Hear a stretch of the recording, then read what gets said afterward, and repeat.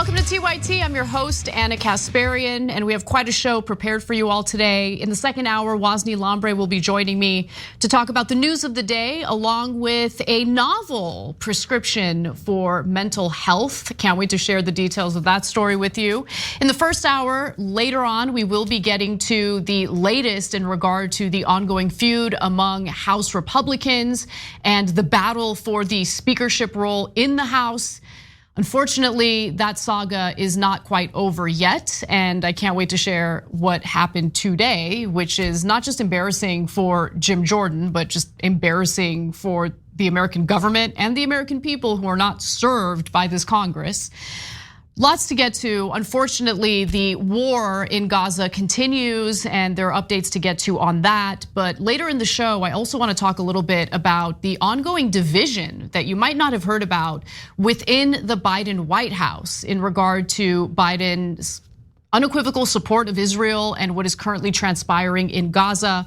Incredibly high death toll for Palestinian civilians. We also have some updates on the investigation into the hospital explosion that took place yesterday. A lot to get to, but as always, just want to encourage you all to help support the show by sharing the stream or liking the stream. It's a real easy, free way to do the support or help support the show. You can also support us by becoming a member by going to tyt.com/join, or you can click on that join button if you're watching us live on YouTube. Now, with that said, let's get to our first story. I wanted to be here today for a simple reason. I wanted the people of Israel, the people of the world, to know where the United States stands. I've had my great Secretary of State here. He's been here for a lot, but I wanted to personally come and make that clear. The fact is that Israel, as they respond to these attacks, it seems to me that have to continue to ensure that you have what you need to defend yourselves. And we're going to make sure that occurs, as you know. President Joe Biden showed unequivocal support toward Israel during his visit with Prime Minister Benjamin Netanyahu in Tel Aviv. Now, despite Gaza's exploding civilian death toll, which is caused by Israel's continued blockade of humanitarian aid and its merciless bombing campaign, our president appeared on the world stage to declare that America supports and will continue to fund Israel's brutality toward the Palestinian people. And make no mistake, that is exactly how Biden's words have been perceived in Israel and around the world. Just ask Dan Arbel, who's a senior fellow at the Center for Middle East Policy. Israelis are just ecstatic and enthusiastic about it and are very much appreciating this. Obviously, it gives Israel, sends the message that the US stands by Israel, is not tying Israel's hands with whatever Israel wants to do. At the same time, providing every military item that Israel will need for this offensive that it's planning to do right after probably the president leaves, sort of a continuation of the operation, but on the ground this time. Just want to repeat one sentence from what you just heard, that Biden is not tying Israel's hands in what it wants to do. Just keep that in mind. Now, Biden went even further to show his unwavering devotion to the Israeli government's actions in Gaza and cleared Israel of any blame for yesterday's Al-Alhi hospital explosion. I was deeply saddened and outraged by the explosion at the hospital in Gaza yesterday. And based on what I've seen, it appears as though it was done by the other team, not you. But there's a lot of people out there not sure. So we got to overcome a lot of things. Now, that statement led to a lot of outrage because it appeared that Biden had just taken what the IDF had said at face value. The IDF claims a misfired rocket by the Israeli Jihad, not Hamas, hit the hospital. But then Biden later told reporters that he made his statement based on, quote, the data I was shown by my Defense Department, end quote. The Pentagon referred questions to the White House. So just let that sink in for a second. Biden, after making that statement on the world stage, said, oh no, I made that statement after the Defense Department gave me intel and showed me that Israel was cleared of any wrongdoing. Reporters reach out to the Pentagon to ask some questions about that. And the Pentagon tells reporters, talk to the White House. Now, White House National Security Council spokeswoman Adrienne Watson says they're continuing to collect information on the incident, but that our current assessment, based on analysis of overhead imagery, intercepts, and open source information, meaning not an investigation on the ground, is that Israel is not responsible for the explosion at the hospital in Gaza. The IDF released what they refer to as evidence that has not been verified by independent sources. The Israeli military has released evidence of what it says is proof that this was a Palestinian Islamic Jihad rocket which misfired. They're pointing to two things. One, drone footage over the hospital, which they say shows that there is no crater outside the hospital. You would expect if this was an Israeli airstrike with a heavy ordnance, that there would be some kind of crater. Two, they have released what they are saying is an intercepted conversation between two Hamas officials, where these officials seem to acknowledge that this was a misfired Palestinian rocket that caused the explosion. We should be really clear. NBC News is not able to verify either of these Israeli claims. We are not able to get to the hospital ourselves. The Israel-Gaza border is sealed. The Egypt-Gaza border is sealed. So we are not able to verify this ourselves. The Palestinians are adamant that this was an Israeli airstrike. They are saying that hundreds of people were killed. It is worth saying Hamas and Islamic Jihad do not acknowledge that their rockets do fall in Gaza, which does happen. But it is also worth saying that this is a much, much larger death toll than what we would normally associate with Palestinian rockets, which are deadly, which are dangerous, but they do not normally kill hundreds of people.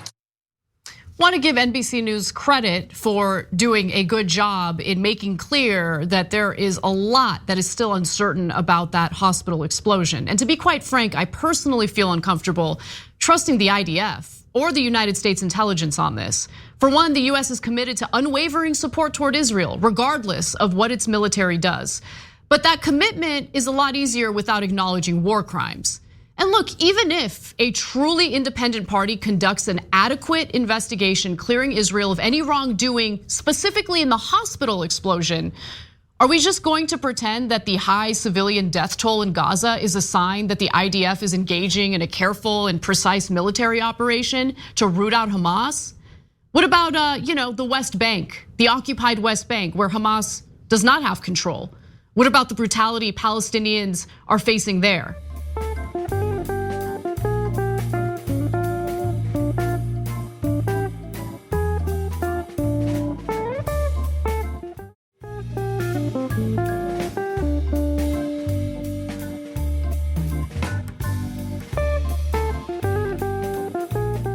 Biden's comments happened with the backdrop of mass protests around the world expressing outrage over what happened to the hospital. Rage is erupting across the Arab world. Thousands of protesters converged on the US Embassy in Beirut. We're here to let the Arab people wake up. In Turkey, demonstrators rushed the Israeli consulate in Istanbul.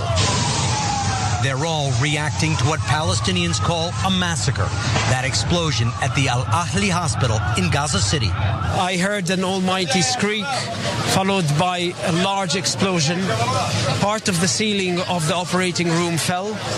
Bodies can be seen laying on the ground. Children among the victims. Now keep in mind that just days ago, on October 14th, the World Health Organization, which is the United Nations Agency for Public Health, condemned Israel for ordering the evacuations of 22 hospitals treating 2,000 Palestinians in North Gaza. The forced evacuation of patients and health workers will further worsen the current humanitarian and public health catastrophe, they wrote.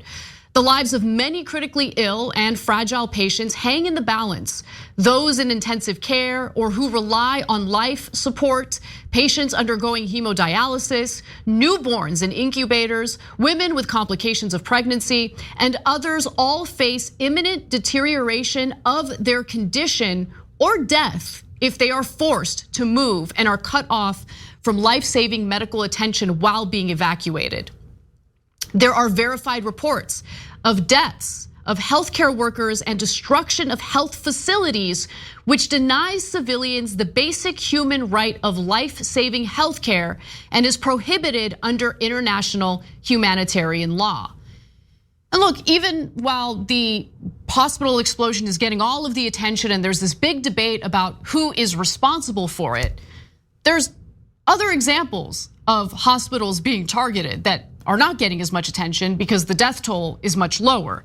The Palestinian Red Crescent Society said the blasts targeted multiple residential buildings and main streets in the area of Al-Quds Hospital and the main headquarters of the organization in the Tal al-Hawa neighborhood in western Gaza City. That was just reported today. As a result of this bombardment, shrapnel has penetrated the building where more than 8,000 displaced individuals are located, along with the organization's staff, according to the Palestinian Red Cross. And it's not like the Al-Ali hospital hadn't been targeted by the IDF previously. In fact, that hospital is an Anglican-run hospital, and days prior to the hospital explosion, the Archbishop of Canterbury released the following official statement. The hospital was hit by Israeli rocket fire last night, with 4 staff injured in the blast. Other hospitals have also been hit. I appeal for the evacuation order on hospitals in northern Gaza to be reversed, and for health facilities, health workers, patients, and civilians to be protected. The evil and barbaric terror attacks on Israelis by Hamas were a blasphemous outrage. But the civilians of Gaza are not responsible for the crimes of Hamas. But as we've all seen, Palestinian civilians have suffered the burden of Israel's retaliation, not just during this war, but in past wars in Gaza as well. In 2014, Amnesty International put out a statement condemning Israel's targeting of hospitals in the Gaza Strip. The continuing bombardment, they wrote at the time, of civilian homes in several areas of the Gaza Strip, as well as the Israeli shelling of a hospital, add to the list of possible war crimes. The 3rd floor of the Al-Aqsa hospital in Deir al-Balah was struck by Israeli shelling, killing 4 people and wounding dozens, according to the Gaza Ministry of Health spokesperson. The Al-Wafa Rehabilitative Hospital was severely damaged after being attacked twice by Israeli forces. In addition to that statement, the Anglican Bishop of Jerusalem, Hossam Naum, said the hospital had received at least 3 Israeli military orders to evacuate in the days before the blast. It was hit by Israeli shelling Sunday, wounding 4 staffers, he said. And while the Hamas terror attacks that killed 1,400 Israeli civilians were horrific and absolutely should be condemned, those who do so would be heartless hypocrites to dismiss the rising Palestinian civilian death count. The Gaza Health Ministry said 3,478 people have been killed in Gaza and more than 12,000 wounded, with most of the casualties being women, children, and the elderly. Another 1,300 people across Gaza are believed to be buried under the rubble, alive or dead, health authorities said. The numbers will continue to grow. Demonstrating brazen disregard for civilian lives, Israeli President Isaac Herzog said on Friday that all civilian citizens of Gaza are responsible for the attack Hamas perpetrated in Israel. Here's his quote: "It is an entire nation out there that is responsible. It is not true, this rhetoric about civilians not being aware, not involved. It's absolutely not true. They could have risen up. They could have fought against the evil regime which took over Gaza in a coup d'etat." Right, so the civilian Palestinian population of Gaza is supposed to go against a terrorist organization in possession of all sorts of weapons, including rockets. And if they don't, then they're culpable for the terror attacks that Hamas carried out in Israel. That is the line of thinking that leads to the absolute undermining of the severity of targeting civilians, killing civilians. Insider also reported that images released specifically by the Israeli military show that the IDF is using unguided munitions. Gaza is a densely populated area, and unguided bombs increase the likelihood of civilian casualties. Here are the images in question. It appears that the Israeli Air Force may be dipping into stocks of older, less accurate, unguided munitions. At least 2 recent Israeli Air Force posts display the use of 750-pound M117 unguided bombs. There you see it. There are more people involved in this story, more experts who looked at these photos, and here's what they have to say. Michael Bonnert, an engineer and analyst at the Rand Corporation, said that in the images, there was no visible GPS-guided JDAM kit or laser-guided paveway kit. The bomb in this picture is unguided and likely highly inaccurate, he said. Justin Bronk, a senior research fellow for air power and military technology at the Royal United Services Institute think tank, who's also a professor at the Royal Norwegian Air Force Academy, also identified the bomb as a 750-pound M117 dumb bomb. The weapons used, the evacuation orders toward hospitals, the previous targeting of health facilities, and the overall disregard for civilian lives has led to the rage that protesters in the Middle East are expressing today. So as rage spread through the region because of the hospital carnage, Jordan's foreign minister said that his country is deciding to cancel a regional summit that was scheduled today in Amman. Biden was supposed to meet with Jordan's King Abdullah II, Palestinian President Mahmoud Abbas, and Egyptian President Abdel Fattah al-Sisi. Now that's not going to happen. The war between Israel and Hamas was pushing the region to the brink. Jordanian Foreign Minister Ayman Safadi told state-run television. He said Jordan would host the summit only when everyone had agreed its purpose would be to stop the war, respect the humanity of the Palestinians, and deliver the aid they deserve.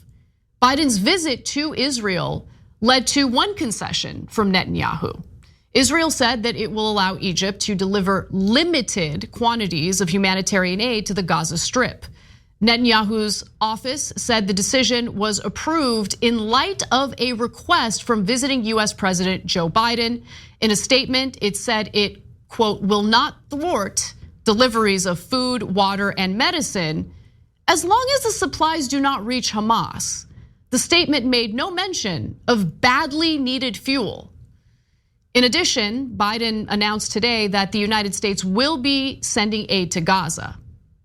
I just announced, he wrote on X, formerly known as Twitter, $100 million for humanitarian assistance in Gaza and the West Bank. This money will support over 1 million displaced, conflict-affected Palestinians, and we will have mechanisms in place so this aid reaches those in need, not Hamas or terrorist groups. And in an update to this story, which we just received, apparently the Egyptian president Abdel Fattah al-Sisi agreed to open the Rafah crossing into Gaza for humanitarian aid after President Joe Biden spoke with the leader for more than an hour on Air Force One. He agreed that what he would do is open the gate to do 2 things. One, let up to 20 trucks through to begin with, Biden told reporters who were traveling with him on his way back from Israel. My ambassador is in Cairo now. He's going to coordinate this. He has my authority to do what is needed to get it done, Biden said. But honestly, it's not clear when the aid will begin to enter Gaza. Egypt's Rafah crossing has only a limited capacity, and Egypt says it has been damaged by Israeli airstrikes. On Sunday, for instance, Secretary of State Antony Blinken said the Rafah crossing out of Gaza, which leads into Egypt and is the only exit point from the Strip that does not lead into Israel, would reopen. Egyptian officials echoed that message, and on Monday, the US Embassy to Israel told the hundreds of Americans trapped in Gaza to head to the crossing. Then Israel bombed it for the 4th time this month, and it remained closed all day. On Tuesday, far-right Israeli minister Itamar Ben-Gvir declared that the only thing that should be allowed into Gaza until Hamas and allied militants free their nearly 200 hostages captured on October 7th are hundreds of tons of explosives, not an ounce of humanitarian aid. So I'm not gonna hold my breath hoping that that humanitarian aid is going to reach Palestinian civilians soon. I hope it does, but we keep getting conflicting reports. And it's easy to say that the Egyptian government is going to open that border to allow humanitarian aid to flow into Gaza. But that's difficult to do when that area is constantly riddled with airstrikes. Now, at the same time, Israel refuses to allow aid into Gaza from its territory. And the Associated Press reports that the Israeli strikes on Gaza continued Wednesday, meaning today, including on cities in South Gaza that Israel had described as safe zones for Palestinian civilians. Let's keep it real. This is relentless brutality toward Palestinian civilians and does little in creating a safer world for Israelis. The indiscriminate bombing of Gaza could expand this war to neighboring countries, including Iran, Syria, and Lebanon. Biden has made clear that the United States will not pressure Israel to pump the brakes, and Americans with a conscience feel powerless as our money, including a possible additional supplemental military aid package for Israel, flow toward this asymmetrical and brutal war. That's the reality of the situation. Regardless of whether Israel is finally really cleared of that explosion in the hospital, it would be a mistake to just focus on that one instance. You should look at the broader war, look at the death toll, and look at the endless statements coming from Israel's far-right government, making it clear that the lives of civilians really don't matter that much. We got to take a break. When we come back, we have more news for you, including members of the White House feeling that they cannot voice their dissent in regard to the Biden administration's policies toward the Israeli-Gaza war. That and more coming up.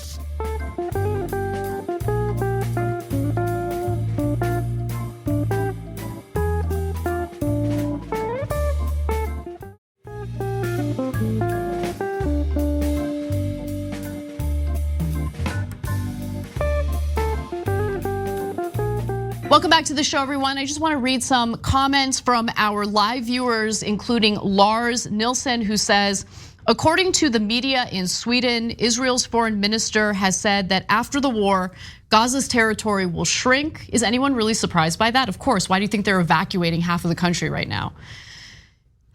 Is this the beginning of a second Nabka that Palestinians fear?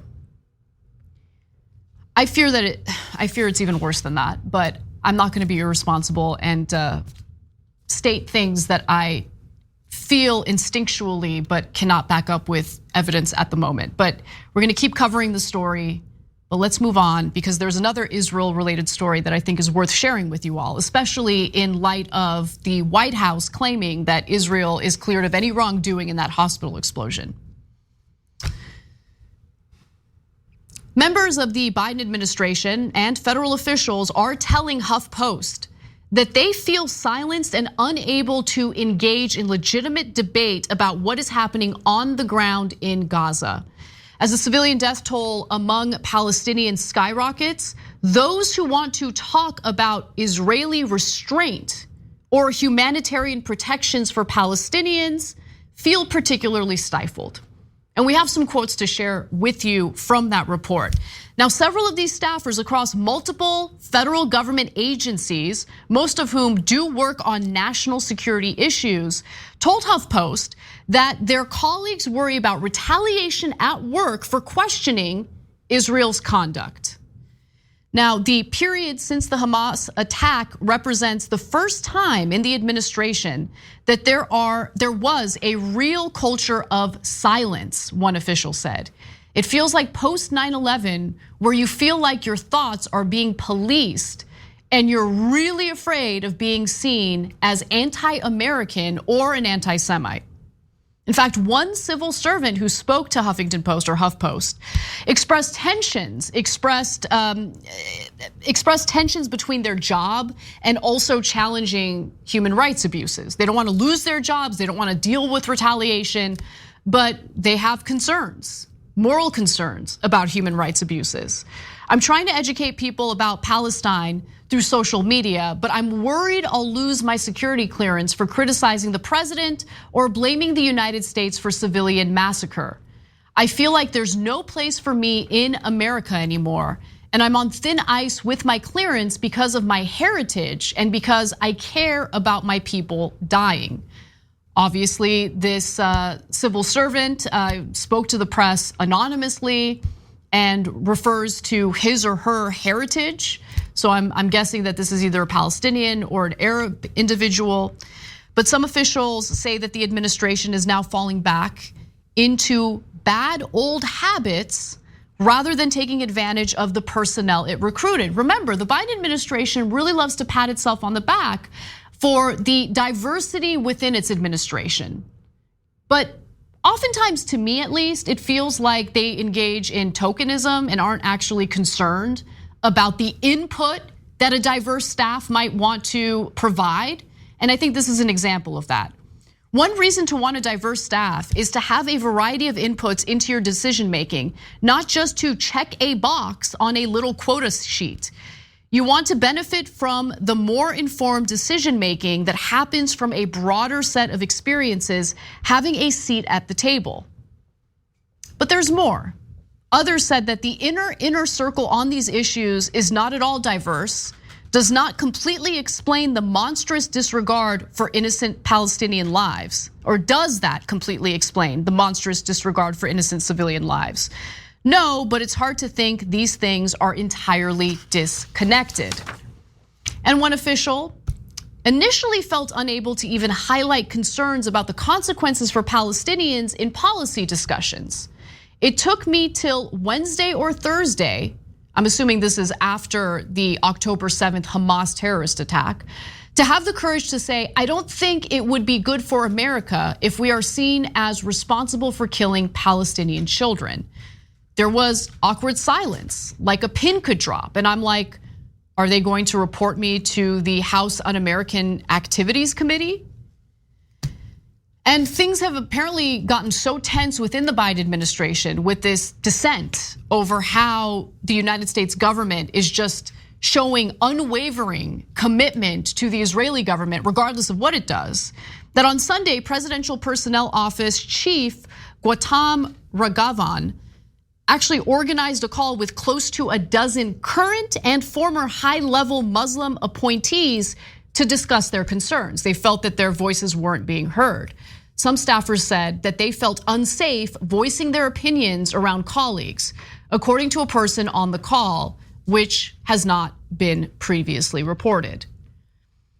Now, I share this with you to note that there are people within the Biden administration who have deep concerns with the ongoing brutality toward Palestinian civilians. I also share this news with you because it is clear to me that the United States government has decided to support whatever Israel does. And so when President Joe Biden goes on the world stage and claims that Israel has been cleared of any wrongdoing in that hospital explosion, and that his State Department provided data that leads him to believe that, you have to excuse me for being skeptical, because it appears that there is currently an environment in which Biden wants to hear certain things and silence dissent. And if that's the case, how are we to just trust what's coming out of the Biden administration in regard to their intelligence in Gaza? That's why I would like to wait a little longer for an independent third-party investigation into what happened in that hospital explosion. That's what I would like to do. You're free to believe whatever you'd like to believe. But again, outside of that hospital explosion, we cannot ignore other healthcare facilities that have been targeted, entire residential buildings leveled, entire residential neighborhoods in Gaza leveled. The fact that 22 hospitals in Gaza were given evacuation orders by the Israeli government and the IDF. Why do you think they wanted to evacuate those hospitals? Inpatient hospitals where people are on life support, babies that are in the ICU unit, elderly people who need dialysis treatment. My mom had to go through dialysis. I can't even imagine not having access to that and being told to evacuate a hospital when you are in need of medical care. So all of these things matter. And what I definitely have a huge problem with is that there seems to be a double standard where we acknowledge, and I think this is the right thing to do, the disgusting terrorist attacks that killed Israeli citizens, civilians. Absolutely abhorrent, disgusting behavior that has been condemned on the show multiple times. But if you were disgusted by those attacks and the brutality that Israeli civilians faced, you can't then turn around and just minimize the brutality toward Palestinian civilians. And that's exactly what the United States government is doing right now. It's embarrassing, and I can't stand for it.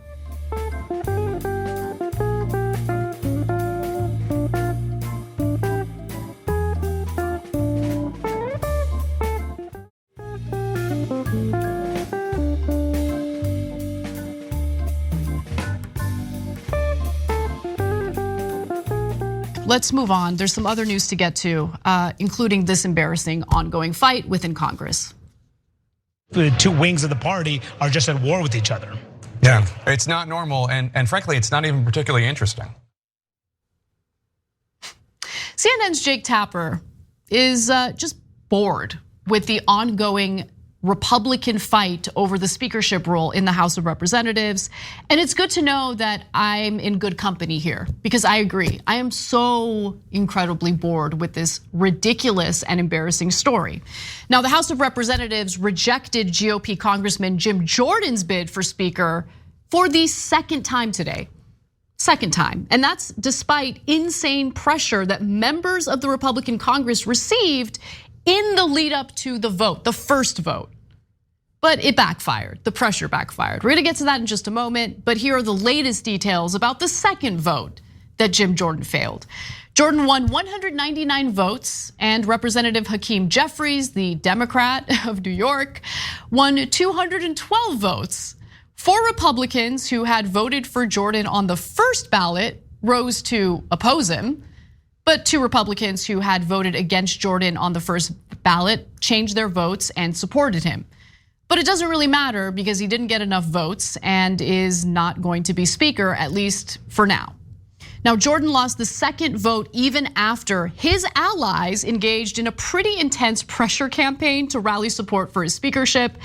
For example, the wife of Representative Don Bacon, a Republican from Nebraska, reportedly received anonymous text messages and emails, by the way, from some anonymous person basically warning her that if her husband does not vote in favor of Jim Jordan, there will be a price to pay. Can you just imagine that, being a wife of a sitting United States congressman and getting these like threatening text messages and emails? Because that is literally what happened to the wife of Representative Don Bacon. I'm gonna give you some examples. Talk to your husband, tell him to step up and be a leader and help the Republican Party get a speaker. There's too much going on in the world for all this going on in the Republican Party. You guys take 5 steps forward and then turn around, take 20 steps backwards.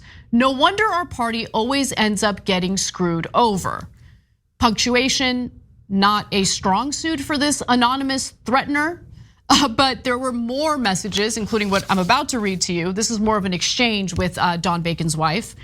So the anonymous person writes in and says, "Why is your husband causing chaos by not supporting Jim Jordan? I thought he was a team player." She responds, "Who is this? Oh, now you have nothing to say."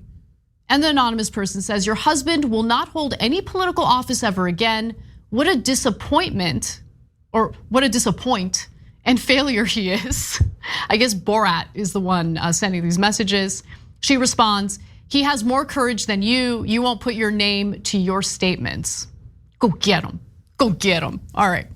Now, these pressure tactics, which were implemented prior to the first vote for Jim Jordan, clearly backfired. So one of the Jordan-friendly commentators on the right, Benny Johnson, spent the day of the speaker's race singling out Jordan's possible opponents in a move that is likely to further rankle already wary Republicans. Fox News host Sean Hannity's staff posted a list of the 20 Republicans who didn't vote for Jordan along with their office phone numbers. He's lost support because of this, said another House Republican who was granted anonymity to discuss internal conversations, pointing to a barrage of complaints from GOP lawmakers about Jordan allies' tactics. Constant smears, it's just dishonesty at its core. Let's name some specific names because there were some Republican congressmen who were willing to speak out, including Representative Carlos Jimenez, who voted against Jordan on Tuesday despite outreach on Sunday, vowed after the first ballot on Tuesday that he wasn't switching his position, especially now in light of these pressure tactics. He supposedly said, stand down, and they haven't stood down. Leaders are followed. Okay, Jimenez said, lamenting that some friends of mine are actually believing conservative claims that he's prepared to vote for a Democratic speaker. Now, Jimenez is not the only Republican lawmaker who's been dealing with this pressure and is not taking kindly to it. Representative Mario Diaz-Balart, a Florida Republican, says, the one thing that will never work with me, if you try to pressure me, if you try to threaten me, then I shut off. And guess what? Republican Byron Donalds agreed that the bullying was a bad idea and did in fact backfire. I've talked to a couple of members where they felt that that's just not what they needed. I don't think that's what we should be doing right now. And listen, for all of the voters in our country, I think it's important for members to hear your voice, and I totally respect that. But I think that there are members up here who they want to be able to make this decision on leadership and then move forward. I think some of the pressure campaigns have backfired. They have not worked.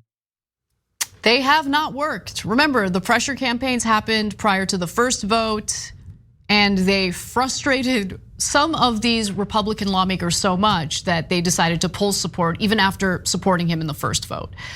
So with that said, what is likely going to happen now? Now, Jordan's second defeat was the party's more mainstream wing of the Republican Party, like basically flexing its muscles and breaking away from the far right Freedom Caucus types within the Republican Party. They're showing their defiance, and look, they're doing it for a number of different reasons. We've talked about this before, but what's really stood out to me about their refusal to support Jordan is that they are running in districts that voted in favor of Joe Biden. And so they do see the more far right wing of the Republican Party as a liability. They do see their potential support for Jim Jordan as a political liability. Many of the holdouts to Jordan's candidacy represented districts that President Biden won in 2020 who have tried to establish more moderate credentials. Others are veteran members of the powerful Appropriations Committee who are deeply distrustful of Jordan's approach to spending and the types of cuts he has endorsed. And we can't forget that Donald Trump endorsed Jim Jordan for the role, specifically because of the fact that he is a Donald Trump lackey. He is a Donald Trump lapdog. Jordan helped Trump try to overturn the 2020 election and has used his power in Congress to defend the former president. He has a long track record of opposing compromise that prompted a previous Republican speaker to brand him a legislative terrorist. There are also some serious allegations against Jim Jordan, which we've talked about on this show multiple times. And he's facing those allegations having to do with his time as an assistant coach at Ohio State University. Now, Ohio State University Dr. Richard Strauss has been accused of sexually abusing members of the wrestling team during Jordan's time there. Will Knight was a former Ohio State University wrestler who accused Representative Jordan of ignoring sexual abuse while working as a coach at the college. And guess what? Knight spoke to the press, CNN specifically, and tore into Jordan's House speakership bid and even mocked the suggestion that Jim Jordan is a fighter. So let's take a look at what that interview looked like. When people always call Jim Jordan a fighter, and I always wonder who he's fighting for, because he had a real opportunity to fight for us and the people that he coached and the people that he recruited at the Ohio State. And all he's done is just turned his back on us. So I don't know what the fighter thing is. I know he used to be a fighter. I know he used to be a good wrestler, but he's not a good fighter for anyone else that I know of. I guess if you want to fool people, and if that's what they do up on the Hill, he's, I guess that's what he's good at. It's, like I said, it's just disappointing because he still has an opportunity to do right by us. He has an opportunity to help us out, to help us remedy this thing with Ohio State, and he chooses not to do it with hundreds of athletes that he was associated with that as a coach, you're just supposed to help protect and mentor into manhood. Pretty damning. Doesn't look good for Jim Jordan, and I do not begrudge Republican lawmakers who would feel uncomfortable voting for him to be Speaker of the House, an incredibly powerful position. So, again, what now? I mean, how is the House of Representatives supposed to, conduct business, do what they are tasked to do by voters in their districts if they do not have a speaker? Well, Republicans were expected to turn later to the question of whether to empower Representative Patrick McHenry of North Carolina, who's currently serving as the interim speaker, to essentially carry out the chamber's work until this deadlock is broken, if it could be broken. Now, that could be happening through January 3rd. We'll see.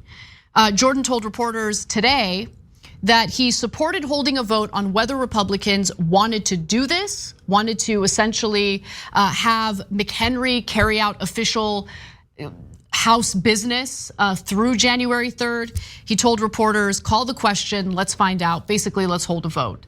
So that's where we stand right now. But I gotta be honest, I think that this is a pretty good example of how the personal interests and the power struggle among these members of Congress seems to be more important than serving the American people, representing the best interests of their constituents. Who cares about that? We're engaging in our little, power struggle catfight. That's more important to us at the moment. That's the Republican Party for you. And they wonder why Congress has an incredibly low approval rating. Maybe it's because they just can't do their jobs. Never serving the American people, refusing to engage in bipartisanship that makes sense. Just unbelievable, absolute nonsense. It's boring, but it's also pathetic and embarrassing. All right, we gotta take a break. When we come back, we'll talk a little bit about where we are in the housing industry. A pretty incredible report about how much money you need to make to afford a median house in the United States. And if we have time, we'll get to some more news, including basically the latest having to do with catalytic converter thefts in the US and a big crime ring that was just busted by federal authorities.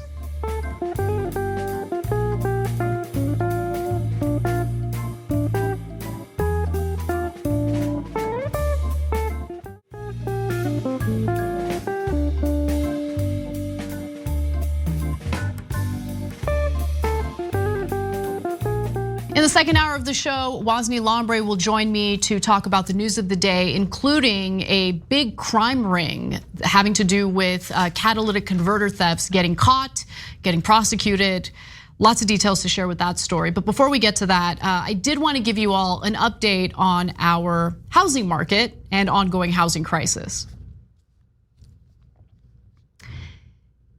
We are in the midst of an ongoing housing crisis that is so brutal that Americans need to be making six figures just to afford a median priced home in the United States, which is why the US government should stop private equity firms from buying up entire neighborhoods of residential homes. They should ban foreign investors from buying up residential properties to launder their money in. And they should, aggressively push to build more housing. If the federal government has the ability to basically snatch up land that belongs to people and do whatever they want with it, how the hell are we still dealing with a housing crisis due to a limited supply of homes? Now, I tell you all that, that's a big preface to get into the details of the latest report showing just how much money Americans need to make to afford a house. So this new report determines that you have to make over $100,000 a year to afford a median priced home in America. Obviously, the situation is much worse in some of these big cities where the available inventory of homes is much lower. So how do we get to this situation? How did it get so bad? Well, there are two separate problems today, which include incredibly high mortgage rates. Obviously, that makes borrowing to buy a home much more expensive. And then there's also the low inventory of homes. So mortgage rates are at their highest level in 2 decades because the Federal Reserve has decided to tamp down inflation by increasing interest rates. So that has an impact on the interest rates that mortgage lenders implement in the mortgages that they sign off on.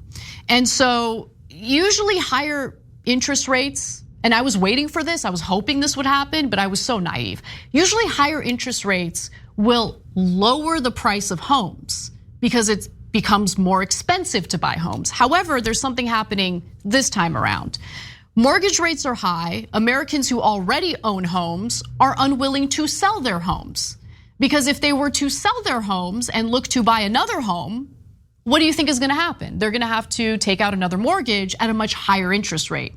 So everyone is staying put. No one's moving out, no one's selling their homes. And that is at a time when the housing market was already dealing with incredibly low inventory of available homes for Americans to purchase. Greg McBride, Bankrate chief financial analyst, told NBC News that as rates go up, people who bought their homes years ago and locked in mortgages at 3 or 4% interest rates become less and less likely to move. And honestly, I don't blame them. I mean, it is outrageously expensive to take out a mortgage right now. So inventory, which it was already low, is now even more limited, and that's why prices are shooting up through the roof. Those high prices would normally incentivize homeowners to sell, but again, no one wants to sell and then be caught in a situation where they're looking for a place to live. They might need to take out another mortgage, and then they have to deal with higher interest rates. Now, the outcome of this catch-22 is an awful housing market for just about everyone. A home buyer must earn $114,627 to afford the median-priced US home, and that's up 15% from just a year ago, and up more than 50% since the start of the pandemic. That's the highest annual income necessary to afford a home on record. I mean, something's gotta give. It really does. The situation is untenable. The notion that the American dream is alive and well is laughable to say the least when people are working great jobs, they're making good money, and they are still unable to afford a home, which by the way is still the only avenue in which most working Americans can build wealth in this country. Now, the average existing home sale exceeds $310,000 according to the Case-Shiller US National Home Price Index, nearly double the cost just a decade ago. Year to date, home prices are up more than 5%. I just wanna share a personal anecdote with you all. So I grew up in Reseda, California, an overwhelmingly working class neighborhood, overwhelmingly Latino neighborhood. I have fond memories of growing up there. But I also remember growing up and thinking to myself, oh my God, I'm gonna work really hard so one day I can afford a home, a place to live in a nicer neighborhood, okay? You wanna know how much homes cost in Reseda, California right now? $800,000 is the cheapest home that I've seen on the market in Reseda, California. My parents bought their home for a little over $100,000 back in the late 1980s, 1988 if I'm not mistaken. Anyway, moving on, here's the issue. Most Americans don't make $114,000 a year. The typical American household earns about $40,000 less than the income needed to buy a median priced home. The median household income was roughly $75,000 in 2022, the most recent year for which annual income data is available. And hourly wages luckily have risen in 2023, but not nearly as fast as the income necessary to afford a home is rising. So the average US hourly wage has increased by about 5% over the last year. So we have an obvious problem here, and we need to increase the inventory of homes. If we don't, what's likely going to happen is the rich will keep getting richer because they will have the means to purchase these homes, oftentimes in cash, or they'll have the means to, help out their children when they're ready to buy homes. And everyone else just falls behind and has essentially almost no avenue to build wealth or have a stable housing situation. So there are some examples, by the way, according to a Redfin survey indicating that this trend is ongoing. So an eye-popping 38% of recent homebuyers under the age of 30 used either a cash gift from a family member or an inheritance in order to afford their down payment. And in the Redfin survey, which asked how recent homebuyers accumulated the money for their down payment, 509 respondents were under the age of 30. Among those young homebuyers, 23% used a cash gift from a family member and 21% used inheritance money for their down payment. So that means Americans who are not from well-off, well-to-do families are just not going to, in most cases, be able to buy a home. And again, this is a man-made problem because of the lack of housing, because of the fact that we're not building, because of the fact that we keep pointing to the NIMBYs as the excuse for why various municipalities, like Los Angeles, by the way, failed to build housing. But what's really interesting about that argument is I keep seeing buildings with luxury apartments getting built all across the city. I know that this is happening in other big cities as well. So the idea that construction isn't happening is laughable to me because we all see the construction happening with our very eyes. The question is, why are we building unaffordable housing that sits empty when we need to increase the stock of affordable housing? Little strange, right? And as people get pushed out of the housing market, unable to buy a home, what happens? They look for a place to rent, increasing the number of people in the rental market, which drives the price of rent up. It is a disaster for everyone. And the fact that there's really no discussion about alleviating the pain that hardworking Americans are feeling right now is incredibly frustrating. But don't worry, we've got hundreds of billions of dollars to funnel to various war efforts across the globe. We totally have the resources for that. As Janet Yellen, Treasury Secretary, unequivocally said just this week, of course we have the resources to fund Israel's war in Gaza and Ukraine's war against Russia. Now, look, I don't begrudge wanting to help the Ukrainian people. I do have a problem with funneling money to the Israeli government with no strings attached as Palestinian civilians are being murdered and brutalized in the Gaza Strip. But if we've got endless resources for war efforts, how about we build affordable housing for the American people? Just a crazy novel idea, I know. Anyway, we gotta take a break. When we come back, we'll talk about a catalytic converter theft ring that was busted by federal authorities, and Wosny Lambre will join me to help cover that story. Don't miss it.